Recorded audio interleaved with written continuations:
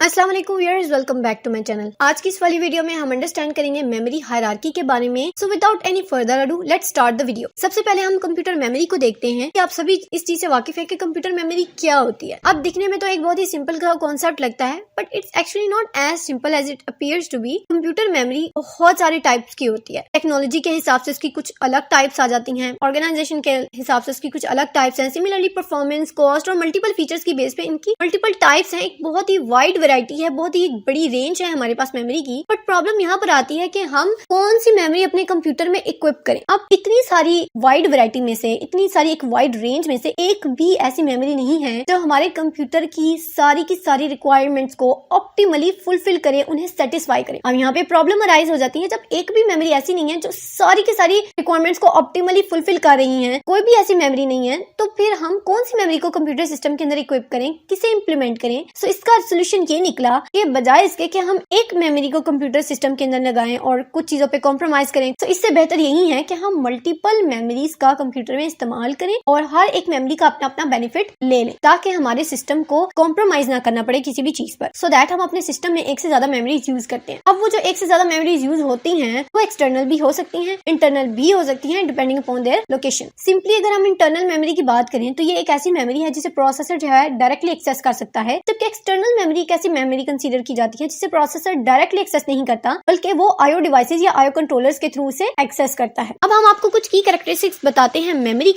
के बहुत सारे फीचर्स हैं, कैरेक्टरिस्टिक्स। आज हम यहाँ उन्हीं 8 फीचर्स की बात करेंगे, जिसकी सबसे पहली कैरेक्टरिस्टिक है लोकेशन। लोकेशन को अगर हम देखें तो लोकेशन बेसिकली रेफर करती है कि मेमोरी किस तरह की है, क्या वो इंटरनल मेमोरी है या एक्सटर्नल मेमोरी है। इसी चीज को हम लोकेशन कहते हैं। अगर तो मेमोरी इंटरनल है, इट मींस प्रोसेसर से डायरेक्टली एक्सेस कर सकता है। इंटरनल की लोकेशन जरा प्रोसेसर के करीब की होगी, और जो एक्सटर्नल डिवाइसेस हैं वो प्रोसेसर से थोड़ी सी दूर होंगी। अल्टीमेटली प्रोसेसर ने उन्हें डायरेक्टली एक्सेस नहीं करना है। समटाइम्स ऐसा होता है कि इंटरनल मेमोरी को हम रैम कंसीडर करते हैं। मोस्ट ऑफ द टाइम जब हम इंटरनल मेमोरी की बात करते हैं तो हमारे माइंड में सबसे पहले रैम आता है। यस, रैम हमारी इंटरनल मेमोरी है, no doubt, but only RAM ही हमारी इंटरनल मेमोरी नहीं है। यहाँ पर और भी हमारे पास इंटरनल मेमोरीज हैं, जैसा कि प्रोसेसर के पास लोकल रजिस्टर्स होते हैं, अपने डाटा को स्टोर करने के लिए उसकी लोकल मेमोरी होते हैं, ये भी इंटरनल मेमोरी है। उसके अलावा हमारे पास कैशे मेमोरीज हैं, ये भी एक इंटरनल मेमोरी आ जाती है जिसे प्रोसेसर एक्सेस करता है। इस तरह हमारे पास बहुत सारी इंटरनल मेमोरीज आ जाती हैं। अब सिमिलरली जिस तरह हमारे पास इंटरनल मेमोरी है, उसी तरह हमारे पास एक्सटर्नल मेमोरी भी है। एक्सटर्नल मेमोरी अल्टीमेटली प्रोसेसर से दूर है, प्रोसेसर उन्हें डायरेक्टली एक्सेस नहीं करना है। अब ये जो मेमोरी है इन्हें आईओ डिवाइसेस एक्सेस करती हैं या आईओ कंट्रोलर्स एक्सेस करते हैं, वहां से जो है प्रोसेसर इनडायरेक्टली उन्हें एक्सेस कर रहा होता है। अब इसकी जो एग्जांपल्स आप ले लेते हैं, हार्ड डिस्क, एसएसडी,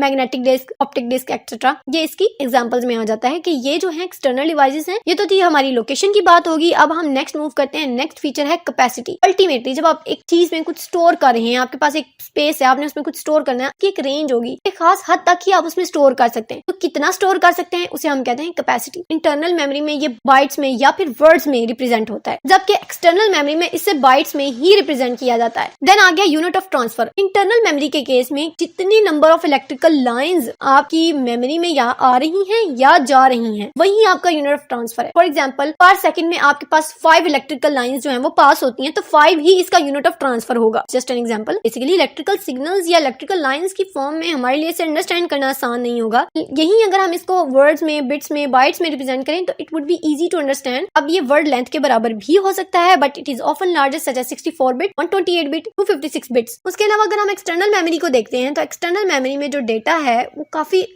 बड़े बड़े यूनिट्स में, लार्जर यूनिट्स में होता है, क्योंकि एक्सटर्नल मेमोरी का साइज भी बड़ा होता है, तो उसमें डेटा काफी ज्यादा मिकदार में होता है, और उसके लिए हम लार्जर यूनिट्स का यूज करते हैं, जैसा कि ब्लॉक्स। जो ब्लॉक्स होते हैं ना, एक ब्लॉक के अंदर हमारे पास मल्टीपल नंबर ऑफ वर्ड्स होते हैं, तो इस तरह हम ब्लॉक्स की फॉर्म में एक्सटर्नल का डेटा रिप्रेजेंट करते हैं कि इतने ब्लॉक ऑफ डेटा ट्रांसफर हो रहा है फ्रॉम द एक्सटर्नल डिवाइस। जबकि इंटरनल के लिए हम बिट्स का यूज करते हैं, लाइक इतने bit of data internal memory से ट्रांसफर हो रहा है और इतने block of data external memory से ट्रांसफर हो रहा है, या वो उसे एक्सेप्ट कर रहे हैं या वो उसे दे रहे हैं। Now the other thing is the access method. जो भी आपके पास मेमोरी है उसको कोई ना कोई एक्सेस मेथड जरूर होगा, किसी ना किसी तरीके से वो जरूर एक्सेस होगी। अब हर मेमोरी का अपना अपना एक्सेस मेथड हो सकता है। यहाँ हम बेसिक जो एक्सेस मेथड्स हैं जो हमारे पास अवेलेबल हैं, हम उनके बारे में पढ़ते हैं। Sequential access, direct access, random access and associative access. अगर हम सिक्वेंशियल एक्सेस को देखें, ये हमेशा स्टार्ट से स्टार्ट होता है। लाइक जब भी आपने मेमोरी से कुछ डेटा को रीड करना है या डेटा को राइट करना है, तो सिक्वेंशियल एक्सेस में क्या होगा, बिगिनिंग से स्टार्ट हुआ और आगे बढ़ता गया, चेकिंग होती गई और उसके उसके बाद हमें जब हमारा डिजायर्ड एरिया डिजायर्ड लोकेशन मिल गई, वहां हमने डेटा अगर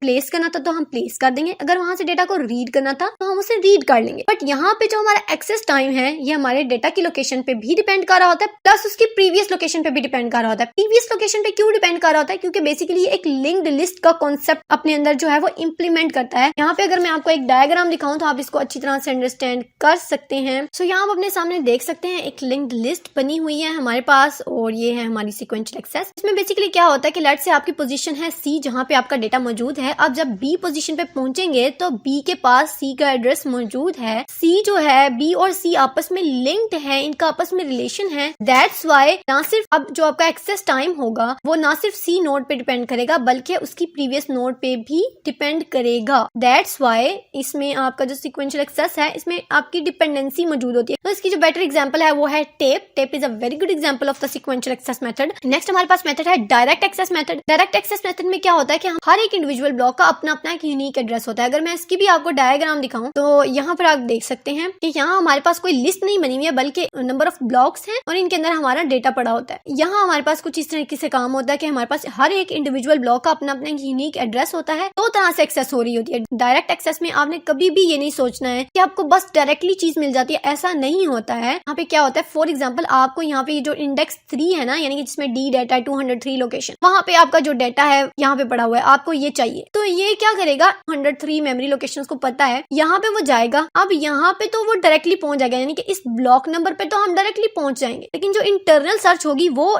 सिक्वेंशियल ही होगी, जैसे सिक्वेंशियल सर्च होती है। आप 1 बाय 1 इसके अंदर मौजूद सारे कंटेंट्स को चेक करेंगे और अपने डिजायर्ड कंटेंट तक आप सिक्वेंशियल सर्च से ही पहुंचेंगे। यही मतलब है इस बात का कि यहाँ पे जो हमने ब्लॉक तक पहुंचना है वो डायरेक्ट होगा, प्लस अगली सर्च होगी ब्लॉक के अंदर की, वो होगी सिक्वेंशियल सर्च। इसके लिए वो कह रहे हैं जो एक्सेस टाइम है वो लोकेशन और प्रीवियस लोकेशन पर भी डिपेंड करेगा अल्टीमेटली, क्योंकि इसके अंदर भी सिक्वेंशियल सर्च इन्वॉल्व होगी है। इसलिए यहाँ पर भी सेम मेथड होगा कि जो हमारा एक्सेस टाइम है वो डिपेंड करेगा हमारी लोकेशन पर भी प्लस प्रीवियस लोकेशन पर भी। तो आप देख सकते हैं कि दोनों केसेस में, सिक्वेंशियल में भी और डायरेक्ट एक्सेस मेथड में भी एक सिमिलैरिटी है। इसलिए जो दोनों का एक्सेस टाइम है वो वेरिएबल है, कांस्टेंट नहीं है, फिक्स्ड नहीं है। नेक्स्ट हमारे पास मेथड है रैंडम एक्सेस मेथड। अब जो रैंडम एक्सेस मेथड है उसमें क्या होता है कि जो एक इंडिविजुअल एड्रेस होता है वो उससे कंप्लीटली एग्जैक्टली आइडेंटिफाई किया जाता है। इसमें ना ही कोई प्रीवियस एक्सेस पे ये चीज डिपेंड कर रही होती है, ना ही लोकेशन पर ये डिपेंड कर रहा होता है। ये रैंडमली ही हम सिलेक्ट करते हैं चीजों को। तो यहाँ पे आप देखें, यहाँ पे भी हमारे पास सेम इसी तरह ही है, ब्लॉक्स हैं, ऊपर मेमोरी लोकेशंस हैं, हर एक की अपनी अपनी मेमोरी लोकेशन है। लेकिन इसमें क्या होता है कि हम अरे की फॉर्म में इसे डेटा को एक्सेस करते हैं। जैसे हम अरे से डेटा एक्सेस करते हैं बिल्कुल रैंडम एक्सेस में वैसे ही डेटा को इंडिपेंडेंटली एक्सेस किया जाता है। इसमें हम इंडेक्सेस जो है हमें वो हेल्प करते हैं डेटा को एक्सेस करने में। तो यहाँ अब हमारे पास समरी है नेक्स्ट एक्सेस मेथड और